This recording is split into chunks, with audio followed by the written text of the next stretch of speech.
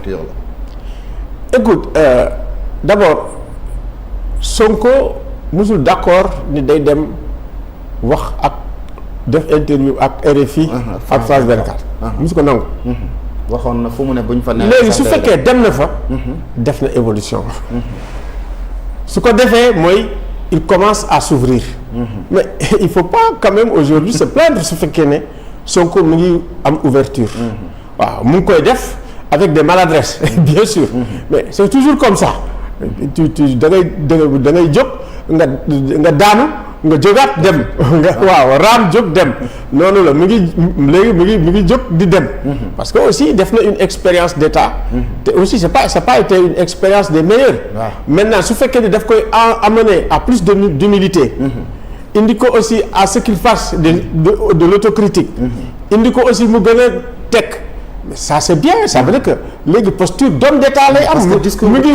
na dal na mais mu ngi génne ça veut dire que mu ngi génne mbubbu lii di opposant pour sol mbubbu homme d'état kooku kenn waru koo cee mere kooku dañ ko war a dañ ci war a kontaan war ci loolu am solo la ndax dem na sax ba naan léegi nag na wax yooyu ñuy tuddee ñeneen ñi ay ma siicoog nangam ak nangam tur yooyu dem na sax ba ne moom ñi muy àndal nañu bàyyi di tuddee nit ñi tur yu mel noonu mais loolu yëpp ay changement yu positif la waaw da changement yoo xam ne mën nañ koo rafetlu parce que ñun loolu la ñuy xaaree Ousmane Sonko xaaruñu Ousmane Sonko boo xam ne tout le temps dafay indi fitna léegi bu Ousmane Sonko boo indee jàmm nekk nitu jàmm mais macha allah macha allah waaw en tout cas mais situation bi moo ko indi situation bi évolué ak démocratie bi évolué ak effectivement njàngat yi nga xam ne ñu wax parce que Sénégal duñu ay nit ñoo xam ne seen bët dafa tëju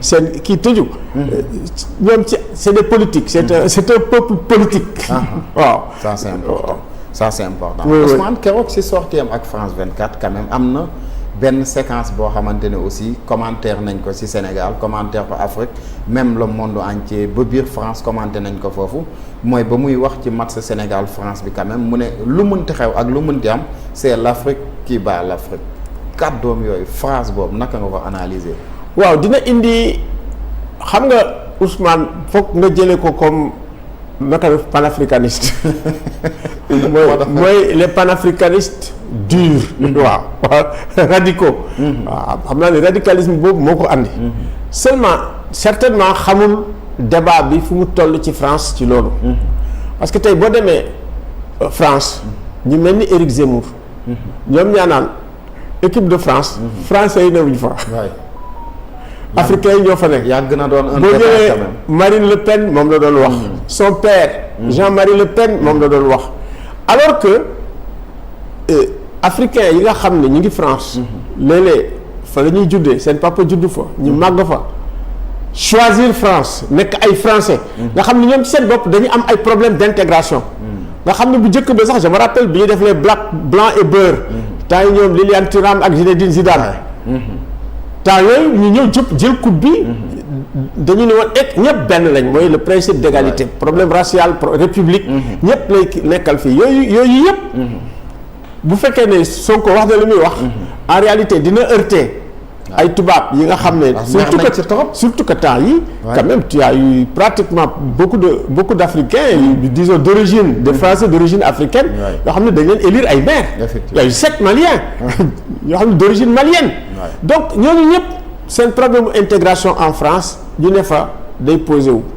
maintenant il faut quand même lu tirer ci leçon pour wax leen ne moom day lire Fanon gis naa ko sax muy citer Fanon mais dama wax ne da ngay dem lire aussi kii di Glissant Glissant mooy parler de la créolisation du monde ba jëlee aussi kii di Senghor boo doon wax le métissage waaw la civilisation de l'universel da koy wax ci théâtre de Chardin parce que tey même le concept d'universel africain yu bëri léegi surtout ñiy wax post-colonialisme décolonial dañ koy génnewaat am na ñoo xam ne sax bu ñu demee ay photo ay statue Voltaire boo demee dans les Antilles gars yi dañ koy dindi daaneel ko philosophie des Lumières mais en même temps avec les armes des Lumières la ñuy critiquer aussi l'épistémée occidentale voilà moom loolu yëpp ay débat la tey en France.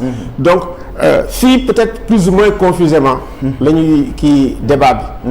Mais bon. Est-ce que aussi ci cadre sport tamit loolu am na fa wàll discours yu mel noonu parce que discours yi aussi dafay nduroog souvent discours ethnocentrisme discours racisme ak tout ça. waaw man dama ci xaw a kii nu mu naka laa koy tuddee damay ci xaw a mandu parce que par moment soo jëlee par exemple les Black Panthers à l'époque ñi nga xamee ne bi ñu demee ci Jeux olympiques yi daal di jël seen point noir. Sport ak politique dañu mus a ànd. Sport ak géopolitique dafa ànd. Géopolitique bi ni mu amee tey ci mondialu sport bi musul am fen ñun ñi bu ñu dugg. ni ñu leen di fuyee. ni ñu leen di def fi ñu leen di sànnee. ni ñu leen di def kooku bu ñu ko marocains yi defoon. ñu gën a ñu mais américains yi dañu ko def ñu ni pat te ñëpp lañ ko def. te loolu moo normal. wala meilleur arbitre sax africain. ñu delloo la donc mënoo génne sport nga génne ci géopolitique. Géopolitique bi daf si ñëw toujours te xam naa ne loolu tamit. loolu la Ousmane Sonko génne Ousmane Sonko génne ci biir. waaw donc yooyu yëpp dañ ko war a analyser ak beaucoup de sérénité beaucoup de tranquillité ñu xool ñun africains yi nan la ñuy nekk benn. nan la ñuy gën a taxawoo ànd. parce que ak africains yi tant que ànduñu. tant que amuñu unité. seen économie du dox. seen sécurité du dox. seen diplomatie du dox. seen influence dans le monde day wàññeeku. day tax waxtu wu ne waa Japon wax woo leen ñu leen li laa leen di laaj. Japon Afrique. France Afrique. Amérique Afrique. Inde Afrique. Turquie Afrique. loolu mooy lan mooy Afrique amul géopolitique. donc loolu yëpp day feeñ. muy sport ak muy leneen. donc loolu yëpp dañ cee war a bàyyi xel ma dellu si encore sur la question des réparations. sur la question de l'annulation de la dette. sur la question du panafricanisme. sur la question de l'unité africaine. yooyu c'est des questions fondamentales yoo xam ne jeunes yi dañ ko war a jël en charge. su content sax je vais faire un peu de publicité au club de la CEDEAO. mu nekk ay xale yoo xam ni bon vraiment ci différentes universités yi ñu ngi liggéey bu baax ñun ñu ngi leen di jàppale bu baax ci loolu. mais dañu gën a génn parce que ñoom soxla woon nañ leen fii nga xam ni mooy problème mu réparation yi ak justice réparatrice c'est très important. fan yit aussi am na benn débat tamit boo xamante ne mu ngi bëgg a yàgg et boobu ba tey justice sénégalaise aussi dafa mel ne xaw na yéex ci mbir moom muy mbirum Azer nekk mbirum 37 milliards boo xam ñu ngi koy coow ba Thierno Alassane Sall récemment gis nga sortie bu mu ci def ci une grande conférence de presse. ba xëy ñu ne convoqué nañ ko dem na yóbbu na dossier yi fële ci pôle financier judiciaire ñu gis ci beneen boor bi ku mel ne Bassir Fofana aussi bind ci téere boo xamante ne en tout cas mu ngi évoqué mbir yi Jean-Michel Sène aussi génnaat na moom it en tout cas tontu presque da doon tontu Thierno Alassane Sall est-ce que phénomène Azer boobu noonu 37 milliards yi en tout cas fii mu nekk nii ji jaroon na mu fay àgg te ñu am benn justice bu nekk ci biir réew mi. xam nga du justice rek. mooy problème bi mooy dañ am régime boo xam ne. moom ci boppam mooy ne day doxal ci jubal ak jubbanti.